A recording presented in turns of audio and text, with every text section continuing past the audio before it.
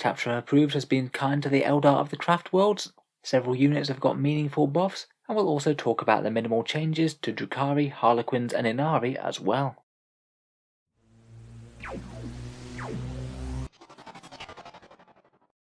Hello and welcome back to Auspex Tactics, where over the last few days we've been going over the points changes in the new Chapter Approved.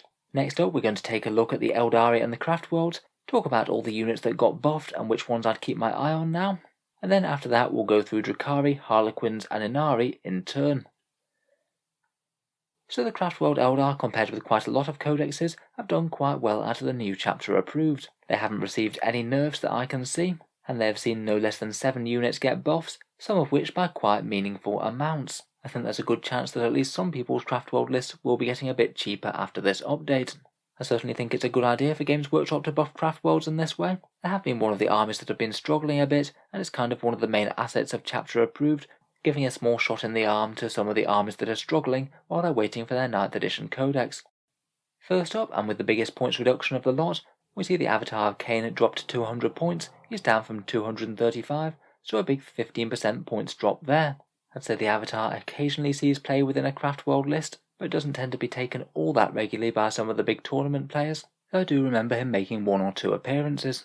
For a big fighting melee unit with character protection in the middle of your army, I think you could do worse.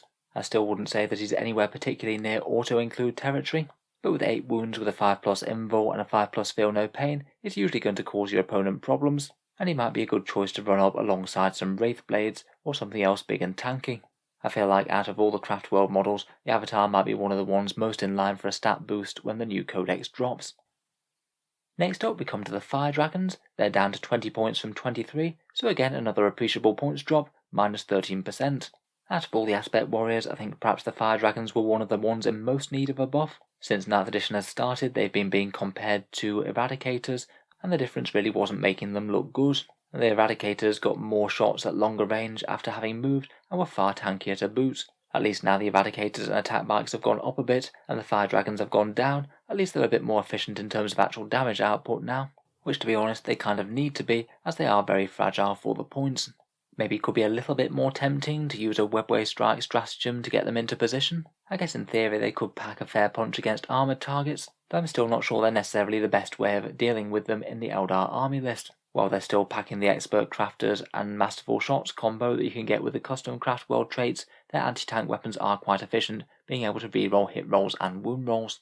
In any case, at least Eldar players will be punished a little bit less for bringing Fire Dragons compared with how they were before.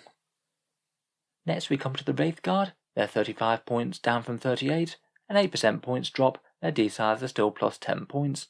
Not really too much to say about this one. I don't think Wraith Guard were very efficient before. They were definitely a good unit in line for a points drop.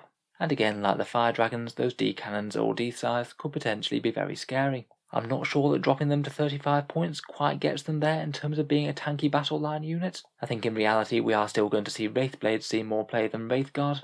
They were the better of the two before, and as both drop down 3 points, then Wraith Blades are probably still going to be the way to go.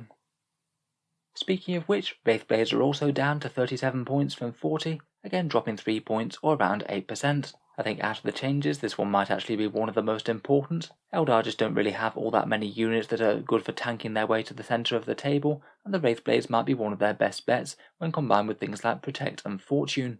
They were already seeing at least some play, so they're going to be quite a lot more efficient now. As before, I think that the Axe and Shield build will still be the way to go, just to get that invul. Next up, one of the bogeymen of 8th edition rears its head once more. The Dark Reapers are going down in points cost, dropping from 35 to 32. That's around about a 9% point reduction, so again it's likely to make them quite a lot more efficient. I think again this might be one of the most relevant changes out of the list. Dark Reapers, while being absolute glass cannons, are still pretty efficient in firepower and have some excellent long range shooting. They combine excellently with the Masterful Shots and Expert Crafters combo, and they have quite a lot of interesting options on their Exarch abilities. They can potentially be quite nice in a big unit as well, maybe firing and fading in and out of transports so they can never get targeted, while dealing out their very general purpose damage output against all and sundry. Having Ignores line of sight on the Tempest launcher is a pretty handy thing to have about as well. Next up, the Fire Prism takes one of the biggest drops again. It's down to 155 points, down from 170.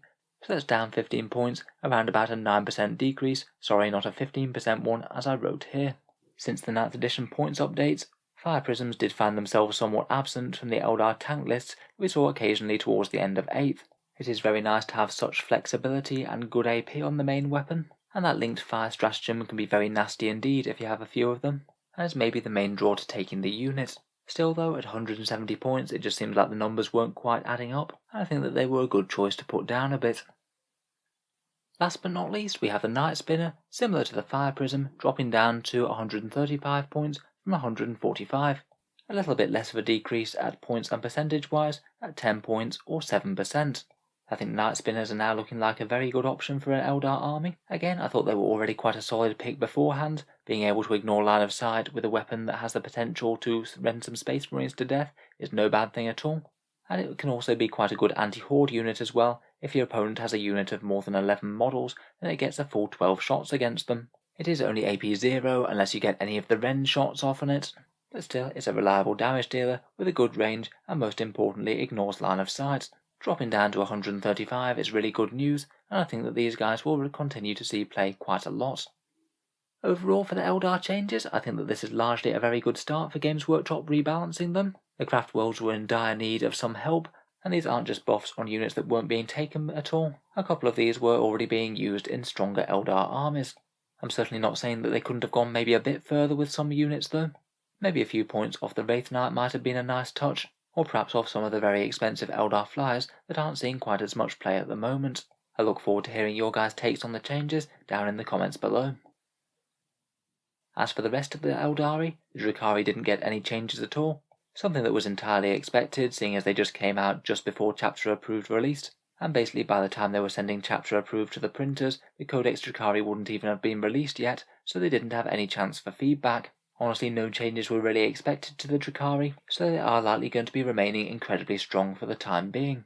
Realistically, any Drukhari nerfs weren't going to happen at this point, though I'm sure there will be some people that are disappointed that they do remain quite so strong. I certainly could see them adjusting certain points costs, like maybe those of Raiders a little bit, in a Chapter Approved in the future. One good thing is that they didn't manage to reprint that misprint of the Reaver jet bikes that plagued them for a while. Mercifully, they do have them pegged at 20 points in the new codex, and I'm not sure if any of you saw this fake leaked Raider points cost, which was obviously a hoax, but I did notice that sometime last week someone did leak this funny picture of Raiders going up to 145 points. That was clearly a fake one. That would be far too steep for Raiders. It is a bit disturbing about just how many people are trying to fake Chapter Approved points these days. Finally, we get to the Harlequins and the Ynnari, and there aren't really all that many changes here. The only difference between this and the last points cost update is that the Solitaire's gone down to 100 points, down from 102. I suspect that this might have been done more due to neatening points costs up, as opposed to actually any real game balance change. A 2-point reduction just isn't going to meaningfully change whether you take a Solitaire, and I think that they remain usable, but still maybe not one of the strongest characters for the Harlequins. Otherwise, no other points changes. They're already in a fairly decent spot as armies go. Maybe not quite on the same sort of power level as the armies with 9th edition codexes, but still capable of some very fearsome damage output with their jet bikes and their fast-moving Skyweavers full of fusion pistols. The only other change from the start of 9th edition is that reduction in the Voidweaver points cost from last time. It's down to 90 points. For the Death-Obsessed Eldar, there are no changes to Ynnari, I'm afraid. They do only have the 3 models. Yvraine is already quite good, to be honest, though the Vizark or Incarn could maybe have used a little bit of a drop. To be honest, I'm not really sure how important the points cost for the Ynnari really are. Their strengths or weaknesses are going to be based on their army special rules and not on the points cost for their 3 characters. So hope you've enjoyed a bit of a roundup for the Chapter Approved Eldar updates. As always, let me know what you think down in the comments below. Are the buffs to the Craftworlds enough to give them a little bit more of a competitive edge? If you'd like to see more like this, feel free to subscribe to Auspex Tactics. I'll certainly be going over a few more of the points changes over the next few days. Hopefully Sisters and some Chaos are next on the agenda. Finally, if you've been enjoying all the videos I've been making and you'd like to help support the channel, I'd just like to mention the Auspex Tactics Patreon page, which you can find down in the video description if you're interested. It is the main thing that allows me to keep on making all these videos quite so regularly, time I wouldn't have if I had to be working in a full-time job all the time. If you are enjoying regularly, any support is enormously appreciated. Channel patrons do get a fair few advantages, seeing certain videos early, regular votes to see what sort of things happen next on the channel, and automatic entry to the regular prize giveaways with a chance to win some big model kits every month. If any of that sounds good to you, or you'd just like to help support the channel, then the link is down in the video description below. In any case, a massive thank you for listening, and I'll hope to see you guys next time.